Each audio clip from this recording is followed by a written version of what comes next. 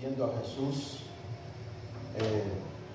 Es un libro que nos está enseñando las escrituras básicas, las doctrinas básicas, para enseñarnos, de acuerdo a la palabra, la importancia de seguir a Jesús. ¿Verdad? Cristo dijo: yo soy el camino, la verdad y la vida, y nadie va al Padre si no es a través de mí. ¿Verdad? Muchas religiones en el mundo, y todas te llevan a una estructura, pero ninguna te lleva a Cristo. Aún hasta a las personas más reconocidas como Buda, como todos ellos, al final de sus vidas, ellos mismos reconocieron que no conocían la salvación.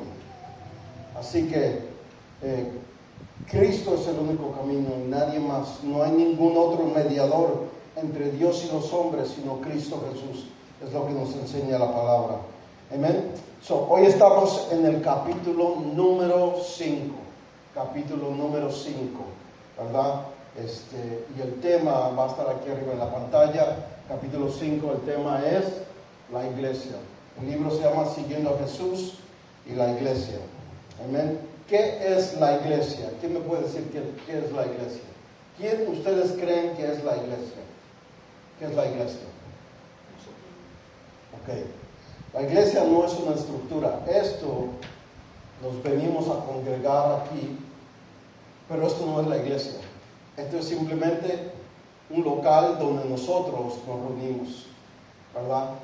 La iglesia somos nosotros, son las personas. Cristo no murió por un templo, por un pedazo de propiedad, porque tiene 4 paredes, ¿verdad?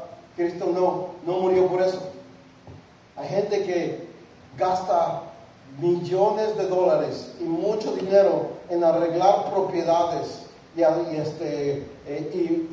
para llamarlos iglesias y que se vean hermosas y lindas y todo eso. Pero nada de eso, para ninguna de esas cosas Cristo vino. Él no vino a morir por una estructura. Cristo no vino a morir tampoco por una denominación. Porque Dios nunca estableció una denominación. Si tú lees las escrituras, tú nunca vas a encontrar en las escrituras que Dios estableció una denominación. Eso lo hicieron los hombres. Los hombres crearon denominaciones. ¿Ok? Entonces, pero vamos a verlo, yo te lo puedo decir, pero lo vamos a ver a través de la escritura, ¿verdad? Roger, no lo pongas todavía, ¿ok? Roger, capítulo 5, léeme Mateo 16, 18. Y sobre esta piedra edificaré mi iglesia, y las puertas del infierno no prevalecerán contra ella. Sí, y sobre esta piedra edificaré la iglesia, y las puertas del infierno no prevalecerán contra ella. Esto es hermoso, porque aquí Cristo nos está diciendo, el Señor nos está diciendo cómo es que Él está edificando la iglesia, ¿verdad? Dice: cuando los seguidores de Cristo se unen, nosotros somos llamados iglesia. ¿Quiénes son llamados iglesia? Nosotros. Los que nos reunimos, ¿verdad? Nosotros somos llamados iglesias. Ok, ahora la gente hoy en día tiene ideas sobre lo que es la iglesia. Estas ideas han sido moldeadas principalmente por la religión, ¿verdad? La historia, las tradiciones y las sociedades. Algunos piensan que la iglesia es un edificio, como yo hablaba antes, ¿verdad? Un lugar especial donde los cristianos vienen a adorar a Dios los domingos o los días de servicio, ¿verdad? Otros piensan que la iglesia es una organización sin fines de lucro, una organización en la cual donde las personas se reúnen para hacer actividades como si fuera un centro social, ¿verdad? Otros piensan que es un grupo de personas que realizan obras de caridad. ¿Tienes algún problema? Búscate una iglesia para que te ayude. Esa es la mentalidad. Búscate un lugar, una iglesia, ve allí, ahí te dan ropa, ahí te dan esto. Aunque la iglesia hace esas cosas, no es eso. ¿Verdad? La iglesia está llamada a hacer buenas obras. Y las buenas obras es alimentar al que no tiene hambre, ¿verdad? Alimentar al que está pasando hambre, ¿verdad? Proveer un lugar y muchas ayudas. Iglesias en otros países tienen comedores donde las personas que no tienen recursos pueden venir a comer ahí, ¿verdad? Entonces, hay muchas cosas que la iglesia hace, pero ese es el resultado de nosotros estar juntos como iglesia. Pero la gente tiene la mentalidad que es el edificio, ¿verdad? La gente tiene una mentalidad que es una organización, ¿verdad? La gente tiene la mentalidad que son personas que es un lugar donde se te ayuda. Y aunque eso está bien, es mucho más, ¿verdad? Pero realmente, ¿qué es la iglesia? Para poder entender lo que es la iglesia, nosotros tenemos que ir a la palabra de Dios, ¿verdad? Y vamos a ir, pon el primer versículo. Ok, Efesios, esta es la versión Reina Valera, no es la que está aquí en el libro. Léeme esa versión, Roger. Acá, mira, acá. ¿Sí lo puedes leer? Solo. Dale. Bueno, aquí yo lo leo, entonces. Efesios 1, 20, 23. Déjame irme acá. Dice: la cual operó en Cristo, resucitándole de los muertos y sentándole a su diestra en los lugares celestiales. ¿Verdad? Está hablando de la resurrección de Cristo. Sobre todo principado y autoridad y poder y señorío, y sobre todo nombre que se nombra, no solo en este siglo, sino también en el venidero. Ese es el poder que Cristo tiene, la autoridad, ¿verdad? Tiene señorío sobre todo nombre, que se nombras. Eso es demonios, entidades que están en los cielos, en la tierra, debajo de la tierra, ¿verdad? Y no, sino en este siglo, sino también en el venidero. 22. Sometió todas las cosas bajo sus pies. Al final del día, toda rodilla se doblará y toda lengua confesará que Jesús es el Señor. Es lo que dice la palabra, ¿verdad? Y lo dio por cabeza sobre todas las cosas a la iglesia. Esta es la primera vez que se nombra, esta es la segunda vez que se nombra la iglesia, ¿okay? La cual es su cuerpo, la plenitud de aquel que todo lo llena en todo. Entonces, se lo voy a poner de esta manera. Cristo es la cabeza. El cuerpo es nosotros. Algunos somos manos, algunos somos dedos, algunos somos oídos, algunos somos la nariz, algunos somos pies, algunos somos un cuerpo.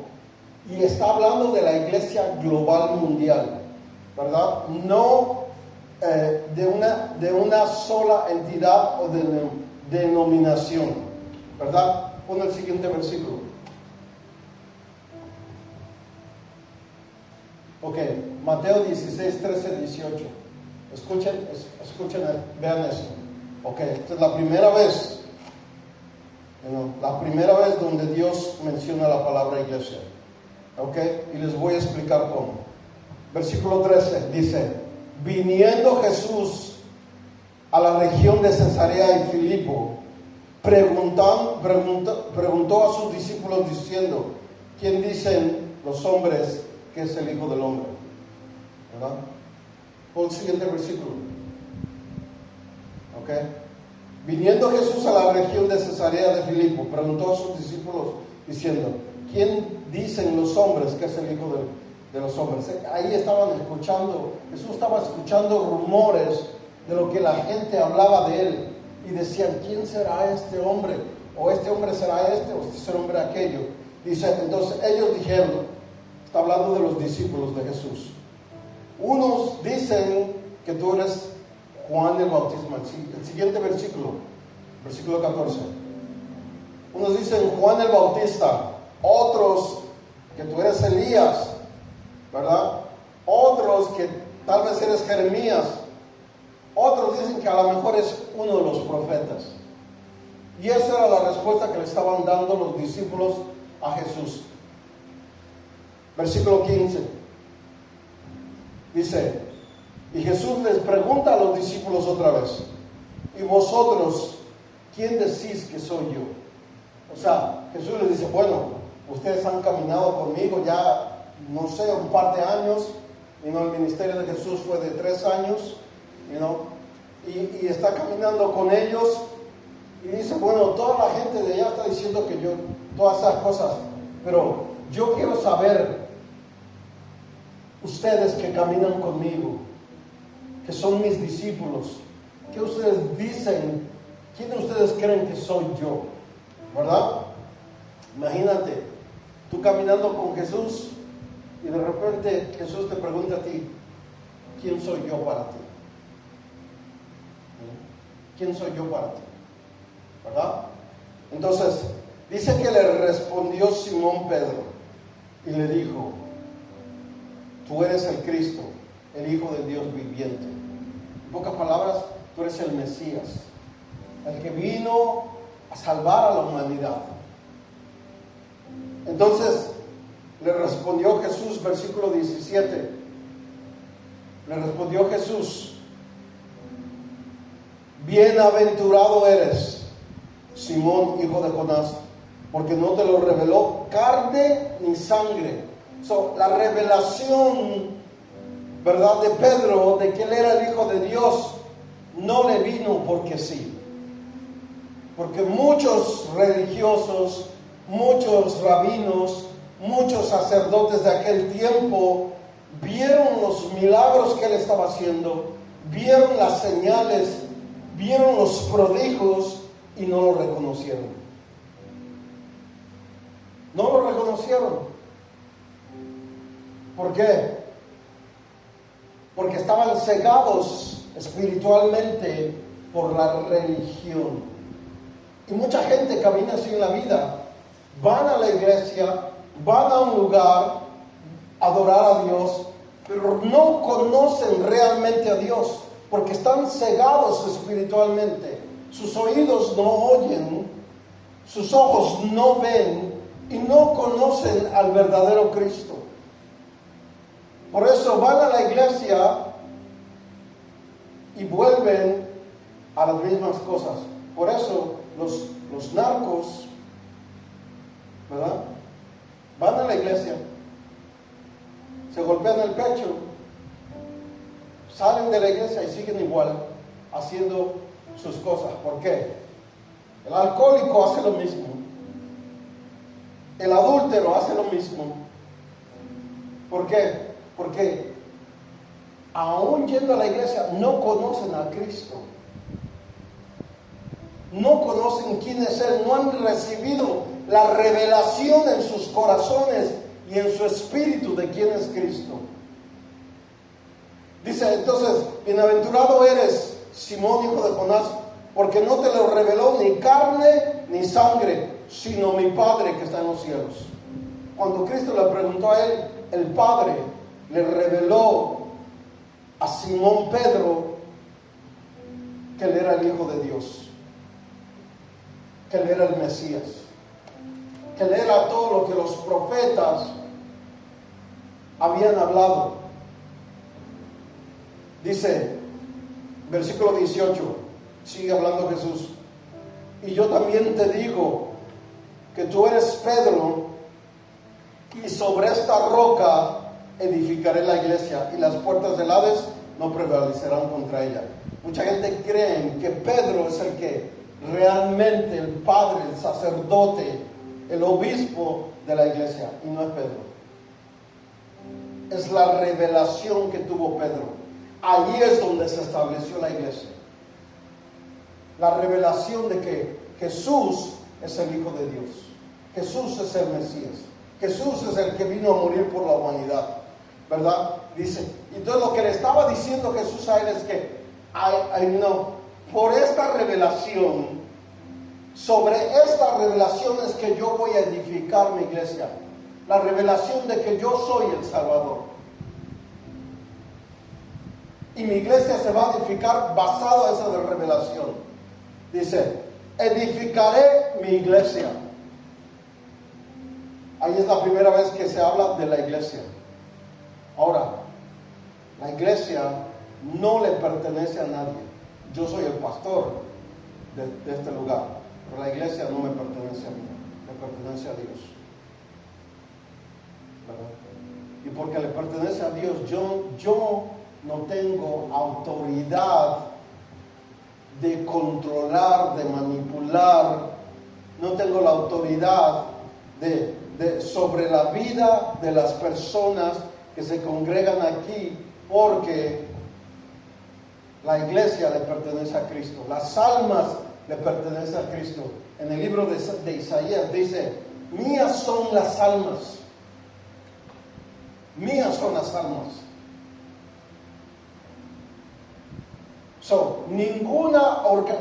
Toda organización que usa cualquier tipo de religión para subyugar, para manipular, para traer condenación, está fuera del contexto de la palabra. Porque la iglesia le pertenece a Cristo. La iglesia le pertenece a Cristo. No estoy hablando de la propiedad, estoy hablando de las almas. Le pertenecen a Cristo, ¿verdad? Ahora, como pastor, yo te puedo guiar, yo te puedo enseñar, yo te puedo corregir y decirte, mira, tú estás mal, así no se comporta, no trates a tu esposa de esa manera, o esposa, no trates a tus hijos de esa manera, ¿verdad? No los golpes tanto porque los vas a traumatizar, ¿verdad? Yo te puedo guiar, ¿verdad? Ora antes de que tomes una decisión, busca de Dios, yo te enseño la palabra de Dios desde aquí, pero al final del día, eres tú con Dios. Eres tú con Dios, ¿verdad? Mi trabajo es guiarte, mi trabajo es enseñarles, mi trabajo es mostrarles el camino, ¿verdad? Ir y preparar el camino, era lo que Juan Bautista hizo. Ahora nosotros los pastores somos los Juan Bautista de estos tiempos, donde vamos y preparamos el camino del Señor, ¿verdad? Para que las personas puedan venir y realmente conocer a Cristo. No una religión, conocer a Cristo, ¿verdad? Dice, y yo también te digo, tú eres Pedro, sobre esta roca, sobre esta revelación, edificaré la iglesia, y las puertas del Hades no prevalecerán contra ella. Escucha, iglesia, las puertas del Hades. ¿Quién es el Hades? El infierno.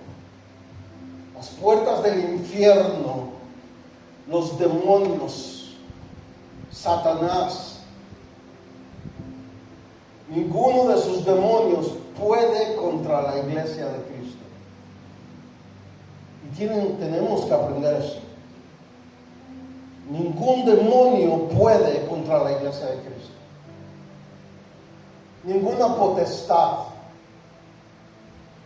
ningún ser que no venga de Dios puede contra la iglesia de Cristo. ¿Por qué? Porque la iglesia le pertenece a Dios. Si un demonio, si un espíritu atormentador viene a tu vida, tú tienes la autoridad de echarlo fuera.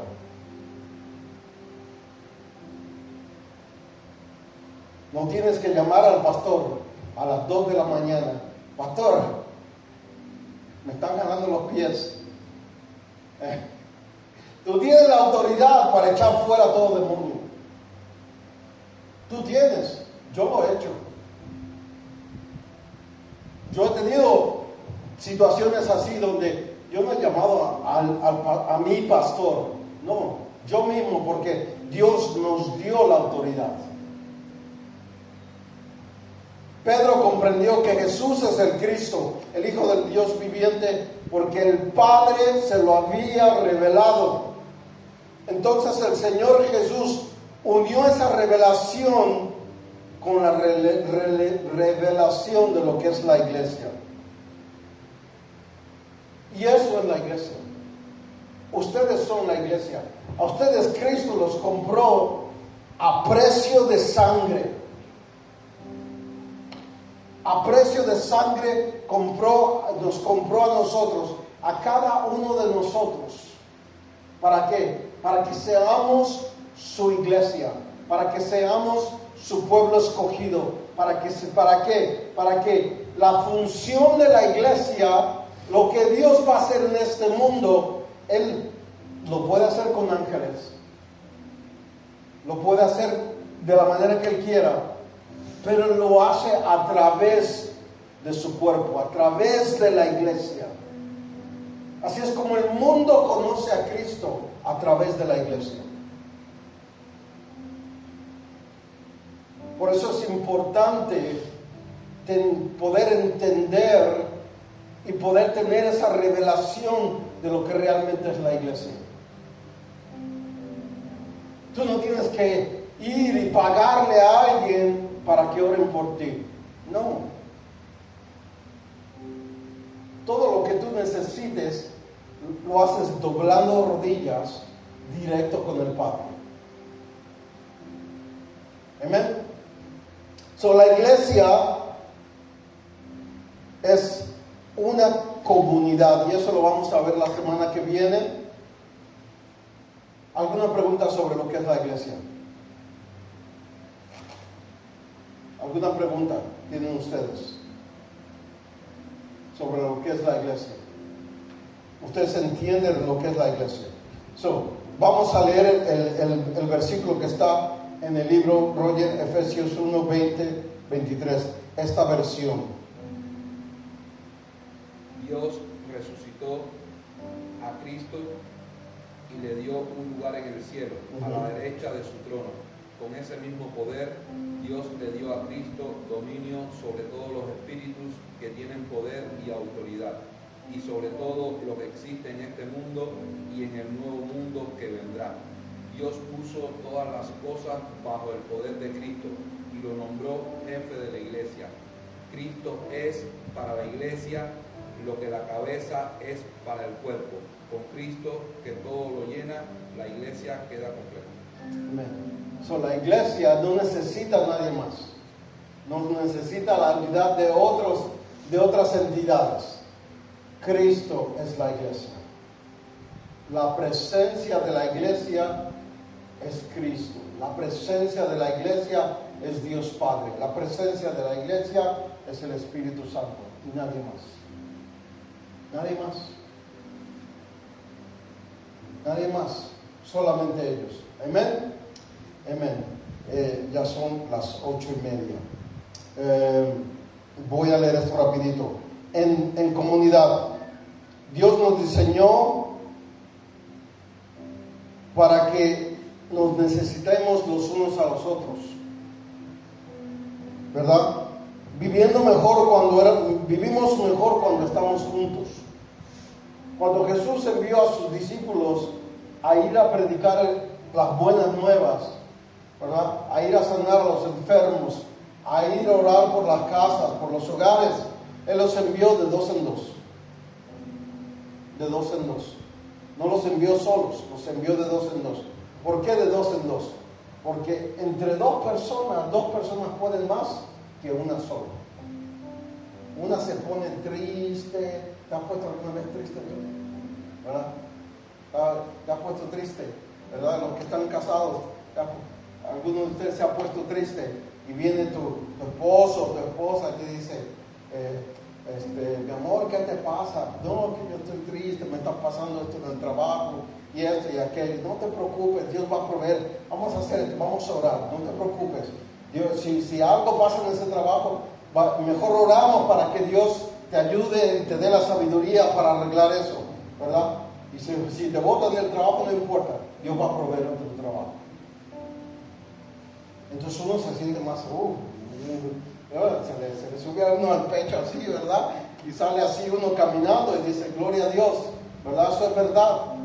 Pero si estás tú solo y no tienes nadie que te ayude, que te apoye, te empieza a caer depresión, te empieza a caer soledad, te empiezas a sentirte indigno, te empiezas a sentirte hasta culpable de cosas que no hiciste, ¿verdad? Entonces, Dios nos hizo a nosotros para que estemos juntos, para que no andemos la vida solos.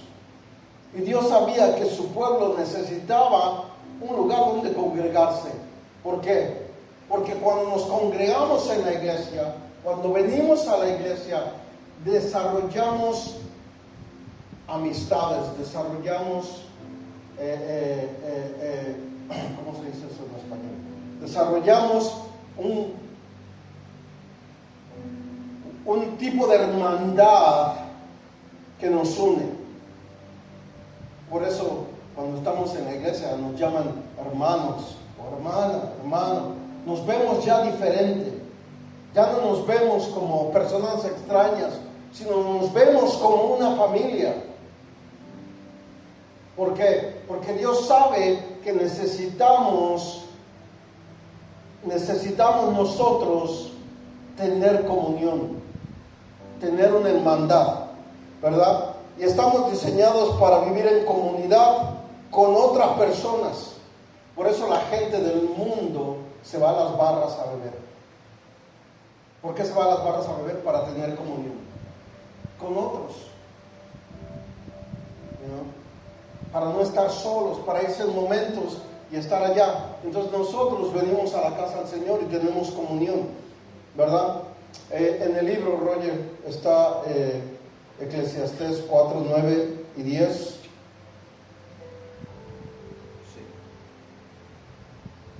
¿En el libro? Sí, en el libro. En comunidad. ¿En comunidad? Uh-huh. Sí. Más vale dos que uno, porque obtienen más fruto de su esfuerzo. Si cae el uno, levanta al otro. Ay del que cae y no tiene quien lo levante. Entonces, cuando vivimos en comunidad es fácil ayudarnos, es fácil apoyarnos, es fácil vivir, la vida se vive más fácil que si tú luchas allá afuera solo. Pero cuando estamos en comunidad, cuando estamos en comunión los unos con los otros, entonces es más fácil ayudarnos, ¿verdad? Ustedes me han ayudado a mí, yo los he ayudado a ustedes, ustedes hemos ayudado a personas aquí, ¿no? Ahora hay una hermana que está pasando por una situación bien difícil y hay que ayudarla. Hay que ayudarla, ¿no? Y ¿por qué? Porque para eso estamos aquí, para ayudarnos los unos a los otros, ¿verdad? La Biblia también habla del valor de reunirnos constantemente como la iglesia, y nos recuerda permanecer fieles en la unidad como iglesia. Ya con esto termino. Hebreos 10, 24, 25, Rollo. Preocupémonos los unos por los otros, a fin de estimularnos al amor y a las buenas obras. No dejemos de congregarnos como acostumbran a hacerlos algunos, sino animémonos unos a otros, y con mayor razón ahora que vemos que aquel día se acerca. Dice, eso está poderoso, porque te enseña el propósito de la iglesia. Dice, procuremos, ¿verdad?, los unos a los otros, que dice, procurémonos los unos a los otros, a fin de estimularnos en amor. Estamos aquí en la iglesia y nos apoyamos, nos corregimos, nos hemos corregido, ¿verdad? Nos hemos ayudado a ver errores en nuestras vidas, pero lo hemos hecho en amor. Lo hemos hecho ¿para qué? Para mejorar. Lo hemos hecho ¿para qué? Para vivir una vida mejor, para tener una familia mejor. Dice, no dejando de congregarnos. Por eso es importante ir a la iglesia. Cuando no tienen la revelación de lo que es la iglesia, te da igual venir a la iglesia o no venir a la iglesia. Pero cuando tienes la revelación de qué es la iglesia, tú no dejas de ir a la iglesia. Cuando yo me entregué a Cristo, yo tenía 19 años. Y yo no faltaba a la iglesia. En plena nevada tomaba 3 autobuses, 2 autobuses y un tren para poder llegar a la iglesia. Y yo llegaba a la iglesia, el culto empezaba a las 10:30 de la mañana, y yo llegaba a las 9, 8:30 de la mañana. Y llegaba y me ponía a barrer la iglesia. Un señor que se encargaba del mantenimiento se llamaba Papo, y yo me llegaba y a barrer la iglesia, a limpiar la iglesia, a esperar a que los hermanos vinieran, a abrirles la puerta, porque me gustaba estar en la casa de Dios. En aquel tiempo, un par de años atrás, teníamos un segundo culto a las 6 de la tarde, y yo no me iba a casa, yo me quedaba ahí en la iglesia. Y había varios jóvenes y varios adultos que hacían lo mismo. ¿Y saben qué era lo que hacíamos? Orábamos juntos, hablábamos de nuestras vidas. Los que eran adultos nos aconsejaban a nosotros los jóvenes y nos enseñaban cómo tenemos que vivir la vida, cómo teníamos que comportarnos, ¿verdad? Como que nos aconsejaban: mira, no te juntes con las pandillas, no andes en las pandillas, porque cuando uno vive solo en este país, uno se junta con un montón de personas, y algunos de ellos, que yo tenía amigos, eran pandilleros, vendían droga, vendían eso. Entonces uno se junta, se relaciona con ese tipo de personas. Por eso las pandillas reclutan jóvenes, y lo primero que les dice: somos una familia. Porque si no podemos entender esto, enseñarle a nuestros hijos que la iglesia es la familia, el diablo lo va a hacer, ¿verdad? Los pandilleros lo van a hacer, los que venden droga lo van a hacer. Si tienen mujeres, pueden hasta caer en prostitución, porque van a entender que ahí es donde está el amor. Por eso es importante la iglesia y educar a nuestros hijos con eso, ¿verdad? Dice: no dejarnos estimularnos en el amor y las buenas obras. La iglesia está para hacer buenas obras, para ayudar a la humanidad, para ser de bendición a otros, ¿verdad? No dejando de congregarnos como algunos tienen por costumbre, sino animándonos los unos a los otros, y con mayor razón ahora que vemos que aquel día se acerca. ¿Qué día se acerca? La segunda venida de Cristo, donde viene a llevarse a su iglesia de esta tierra, antes de la gran tribulación, antes de la guerra de Armagedón. Cristo va a regresar otra vez a llevarse a su pueblo. Pero también va a haber el día donde nosotros nos vamos a ir si no vemos ese evento. Y tenemos que estar preparados para ese día, para cuando Dios nos llame a su presencia, ¿verdad? Hoy en día, yo en el recorrer de mi vida, yo he visto tanto niños partir a esta tierra, jóvenes, adultos, de todas las edades yo los he visto. Y ellos nunca se esperaron de que iban a partir de esta tierra. El día que tú naciste, tu reloj,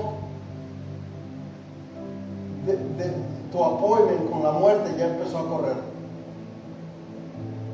Ya empezó a correr. Todos vamos para allá. No sabemos cuándo ni cómo va a ser. Lo que sí sabemos es que esa cita no la vamos a perder. No es como ir al doctor y decirle: mire, tengo que cancelar esa cita y hacerla para otro día. No, ese día no. El día que nos toque, ese día nos toca. Y nosotros tenemos que estar preparados espiritualmente. ¿Por qué? Porque ya después de esta vida ya no hay más oportunidades. Si en esta vida no caminamos con Cristo, si en esta vida no nos arrepentimos, no nos entregamos a Cristo, en la próxima ya no hay oportunidades. Por eso la Biblia habla de que muchos van a venir a Él en aquel día y van a decir: Señor, Señor, pero yo hice esto, pero en tu nombre hice esto, en tu nombre aquello. Dice: apartaos de mí, nunca los conocí.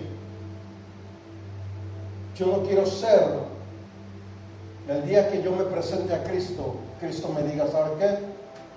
Yo no te conozco, tú no eres de mi familia. No, tú no eres de mi familia. Yo quiero ser de los que diga: buen siervo y fiel. En lo poco me fuiste fiel, en lo mucho te pondré. Entra al reposo de tu Señor, como dice la palabra. Amén. Vamos a ponernos de pie. Gracias, Señor. Bendito eres, Señor. Te damos gracias, Señor. Vamos a cantar una canción ya para irnos. Y ya con esa terminamos. Ryan, por favor.